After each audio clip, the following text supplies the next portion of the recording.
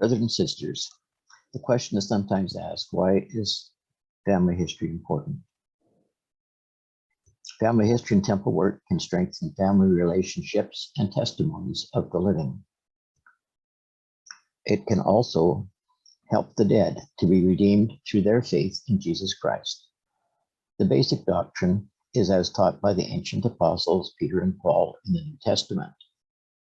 Christ preached the gospel to the spirits in prison so they could accept Christ as their Savior and progress along the same path as the living.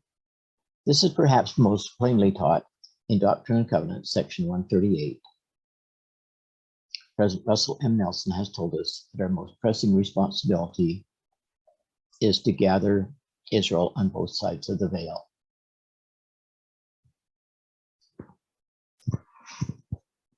So family history is to help us with temple work, with the redemption of members of our ancestral families who are deceased. So how do we get to the Edmonton Temple to book a session there? Okay, let's try Edmonton Temple. Certainly I've searched that term before. Okay, among the search results, there's this one, Edmonton, Alberta Temple, Church of Jesus Christ.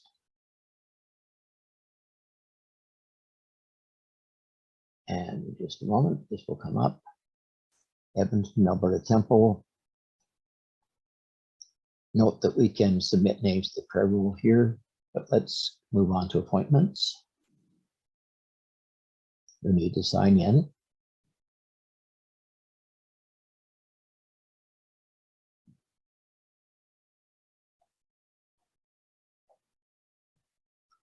And it's going to ask us some questions.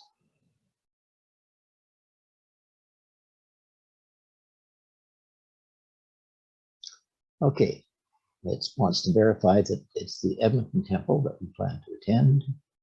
If not, we can select a different temple.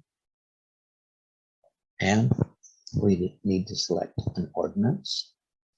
Well, if it was a youth wanting to do proxy baptisms, they would click there. Adult can do initiatory baptisms, endowment, or sealings. I'm just going to say endowment. And my wife will be attending as well.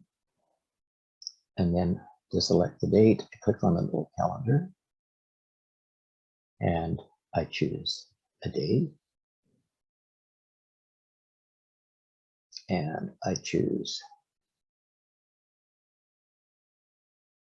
okay, actually I'm already signed in for that day at that time. But anyways, if not, I would select the time and then click done. Okay, so it's not difficult once you find the right page. Okay, moving on. If there are any difficulties, just phone the temple at number 780-434-7436. Okay, let's look at FamilySearch. The question is, why FamilySearch?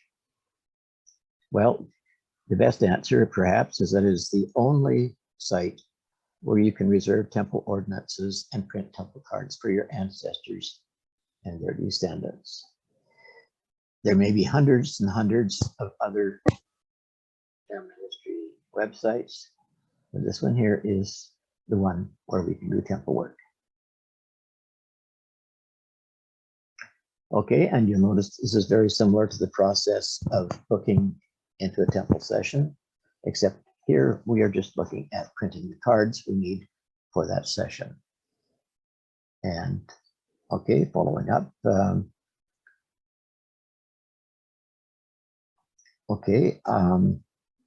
William Henry Musto. Yeah, I know who he is. He married my grandfather's cousin, actually my dad's cousin. And within a few days of D-Day, while serving in the Canadian Expeditionary Force. Okay, we'll say yes to take to the temple, and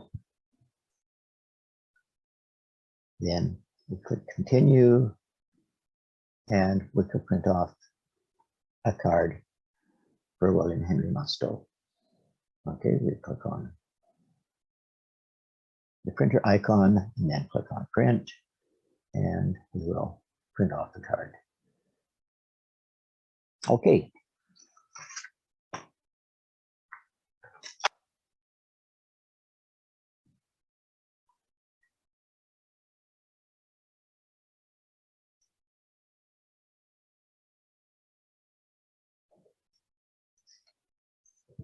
Okay, and this is my own temple reservations list.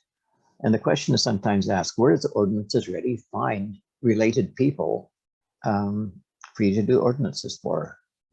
In just a matter of 5 or 10 minutes, when it used to take months or even years to find someone to take to the temple. Okay, firstly, assuming that you've got yourself connected to 4 generations of ancestors on each line, firstly, I'll check your reserved ordinances list. You know, this one here is mine at present. Then secondly, if it doesn't find what it needs there, it will look in ordinances reserved by other people, for people you're related to, and that have been shared with the temple. And then if it doesn't find enough people there to print the cards, it will then look for related people whose ordinances have not been reserved by anyone. And lastly, if none of the above work, it will give you the name of an unrelated person whose ordinances have been shared with the temple, who is waiting for temple ordinances. So at the worst, it will provide you with unrelated people, just like the cards that the temple would give you. Okay, and note that these cards are intended to be used within 90 days or they expire. Let's take a quick look at a little video. Remember, I mentioned that for the system to work, you need to be connected to 4 generations of ancestors on each family line. Let's see how this will do that. The Family Tree on FamilySearch.org connects you directly to existing pedigrees, millions of historical records, and billions of names. But sometimes your family tree will come up blank because FamilySearch doesn't have data to connect you to your ancestors. For privacy reasons, FamilySearch won't display records of living people. So if your pedigree is blank, you simply need to build a bridge from you to your deceased ancestors. Then FamilySearch will fill in the rest automatically. How do you build the bridge? By filling in the names of the living people in between you and your deceased ancestors. Take this hypothetical example of Holly Hooper. Holly's mom and dad are both still alive. So is her dad's dad, her grandpa. But her great-grandfather has passed away. To get started, the first person Holly adds to her pedigree is her dad. She clicks Add Husband. In the pop-up window that comes up, she chooses the Add Person tab because she's adding a living individual whose records are not available in FamilySearch. Then she fills in her father's name and information and presses Continue. Basically, she has just created her own personal record of her father and the first step of her bridge. Then she moves to her grandfather. Again, she presses Add Person and puts down information about her grandfather. She doesn't know her grandpa's birth date or location off the top of her head, so she'll leave that for later. Once again, she's created a unique record just for her own pedigree, because FamilySearch won't display an official record of her grandpa since he's still alive. Now she comes to her great-grandfather, who is deceased. This time she isn't going to create a record, she's going to connect her family tree to records that are already available in FamilySearch. Again, she presses Add Husband. This time, instead of going to the Add Person tab, she selects the Find Person tab because she's going to connect to records that already exist in FamilySearch. She writes the name of her ancestor, Thornton Hooper, along with 1 or 2 items of information that can help FamilySearch find the right Thornton Hooper. Then, she presses Search. FamilySearch pulls up existing pedigrees that contain her ancestor's name. Looking over the search results, Holly finds her ancestor and clicks Select. Great-Grandpa Hooper is added to her family tree. And, because Great-Grandpa Hooper is already in the system, his parents and their parents are also added as far back as the pedigrees in FamilySearch are available. Holly repeats these steps with each of her deceased grandparents and great-grandparents until each branch of her family tree is connected to the records on FamilySearch. You can do the same thing to fill in your pedigree.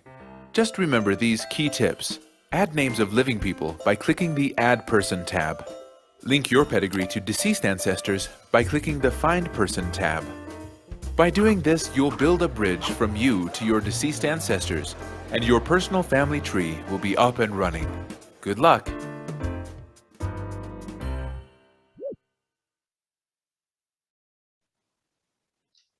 Okay, let's move along now. Okay, I'd like to bring up the question of research expectations. I mean, I think we all have the hope of connecting ourselves back through all generations back to Adam and Eve, but the reality is that records don't normally exist going that far back. But what can we logically expect? How far can you trace your family's ancestry in historical records? It varies. In Europe, records of common people seldom go back to the 1500s. And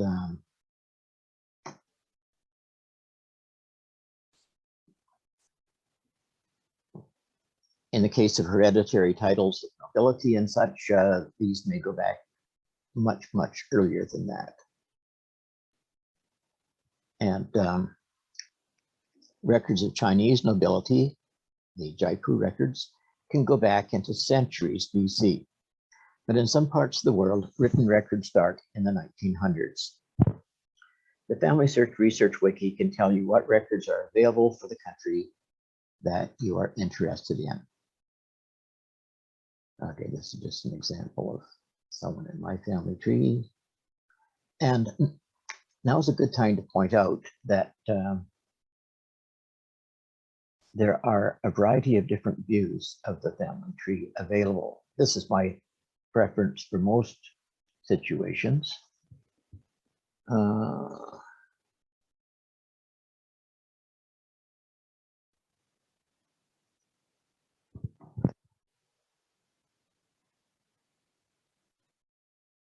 Okay.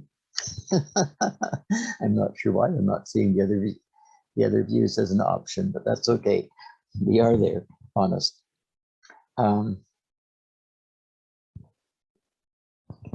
I was going to talk about the Research Wiki. It's the best way and quickest way to find out what records are available for a particular country that you're interested in researching. Recently, I helped someone to find records on Albania. It's a country that very few people are researching. And anyways, the Research Wiki does have information on getting started with Albania research and online genealogy records and a support community for research in that country or area. Okay, so here we can see certain records for births, marriages, deaths, and census for Albania. I see that the records are very limited compared with some other areas, such as North America and Western Europe. But whatever country you're researching, the Research Wiki is an excellent tool for you to use. And if you're not used to researching in Scandinavia, you'll find that there are types of records available there that are available generally in no other place that are a tremendous help, as well as certain challenges that are specific to that particular area. Okay,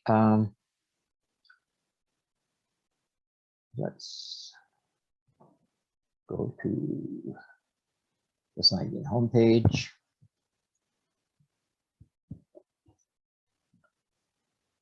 At RootsTech 2021, Robert Kerrer, a manager in FamilySearch, explained that Family Tree now uses indexing data to find records of your ancestors and their families. And these appear in FamilySearch as these blue record hint icons. And I recognize some of these names. Some of these are people that I need to follow up on. And another choice here is in recommended tasks, you can also find people who have ordinances available to do. And there again, I recognize many of those names, at least the family names. Okay, and besides finding them here in recommended tasks, we can also find them. Oh, James Marshall.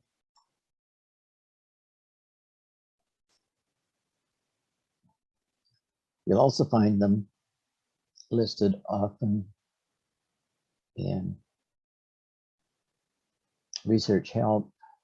Oh, and incidentally, if you don't have a free account with Ancestry, Find My Past and My Heritage, I would suggest that you get those as quickly as you can, because they are excellent resources, particularly Ancestry and Find My Past in the case of British ancestry, My Heritage in the case of continental European ancestry, and Jewish genealogy. Okay.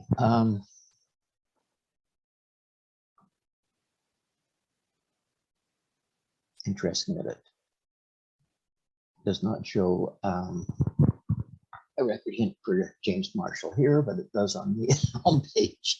Okay, a little inconsistency there, I guess, but nothing serious. Okay, when we look at the tree,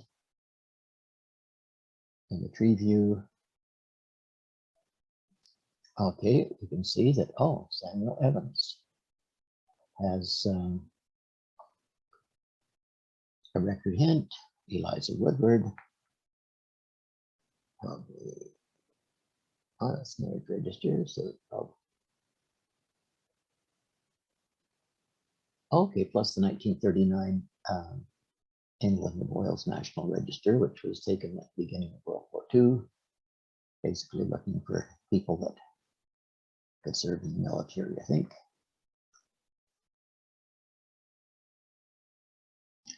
But I want to point out that when I started in family history back in the 1960s, the big struggle was to find historical records that could temple work for deceased family members. Now, basically, FamilySearch has turned it around, so the records come looking for you. And, you know, I can probably find additional information in these records that would allow me to expand some of these family lines back further generations. Okay, moving along here. I wanted to take just a moment to talk about FamilySearch Memories, and this is available in the mobile app as well as on the website, just as is the case with Ordinances Ready. And maybe the overview is a good place to start. And it allows us to create a slideshow of pictures, to share an album with others, and so forth. Let's look at the gallery very quickly. In the Memories gallery, we can easily upload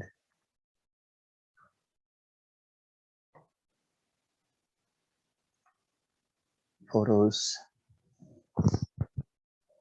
documents, add audio clips, and text-based stories. Oh, I need to click on show less. Let's see.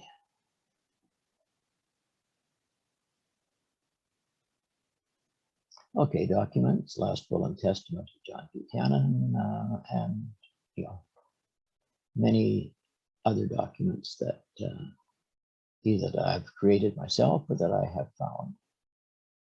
And towards the end, we can write up little text-based stories.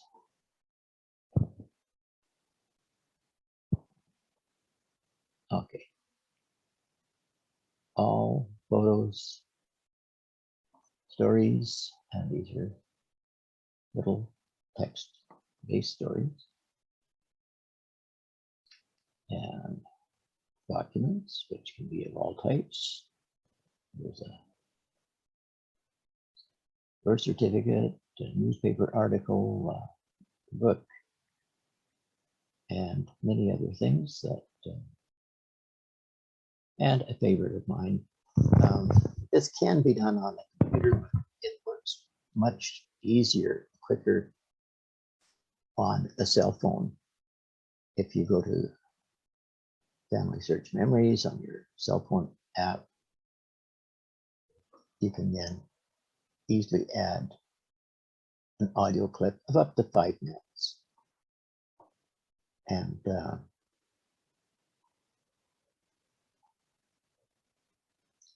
as nice as it is to have dates and places for a person's life, stories, photos, documents, and hearing their voice or a story about them is something that connects to the heart much more clearly. Just see what else I have here on my list. Hopefully I should be just about finished. Okay, in the search menu, you got these different menus here, right? Family tree. The main thing there is tree, but you can go directly to a person's record as well. You can find a person, see the list of people you're following, and you can see your contributions to family tree as well. In the search menu, we can search historical records. We can search for images. We can search on the family tree.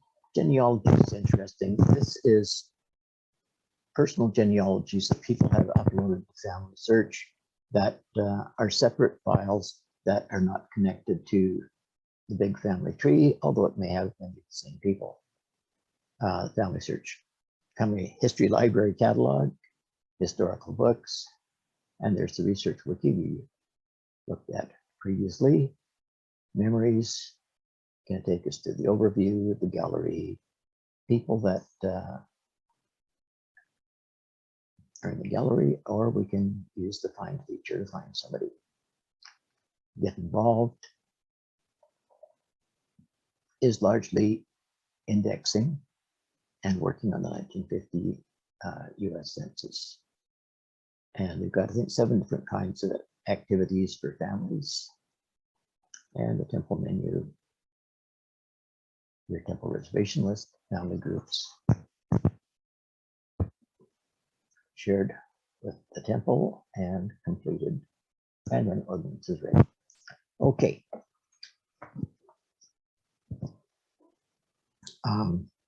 Remember that indexing makes historical records searchable by computer, and you can help in just a few minutes each week. There's no official user's manual, but we can see the FHCguide.com. No, FH guide.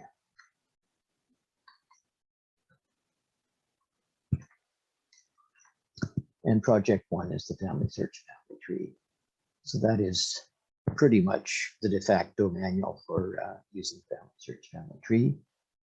For preparing names for the temple, in order to do ordinances for someone, you need a minimum of this information. The record will come up with the ordinance area in yellow, meaning it's missing required information. Okay, this is the bare minimum. Their name, first name, last name, all names, sex, male or female, approximate year and place of a major life event, namely birth, christening, marriage, death, or burial. And obviously, more complete and precise information is preferable. The person must have been dead at least 1 year to give them a chance to hear the gospel and accept it beyond the veil. If they were born in the last 110 years, you need to be an immediate family member or have permission of an immediate family member, namely a parent, child, sibling, or undivorced spouse.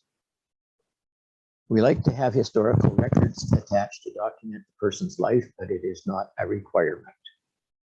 And names printed from ordinances ready will meet the requirements. If the necessary information is not available now, it will be in the millennium. So what can you do if you have 10 minutes or so and want to help? In the FamilySearch Family Tree phone app, I like to upload a photo or a document or from the website as well, or write a memory, but especially I like to use the phone app for recording audio clips. Okay, that's one thing you can do. Another thing you can do is to improve place names in the phone app. I do have a little 3-minute video showing the process, but I think we'll skip that for now. And we can look at the activities listed there in the activities menu. Anyways, brothers and sisters, this work is rewarding and we can do it. I'd like to turn the time over to Brother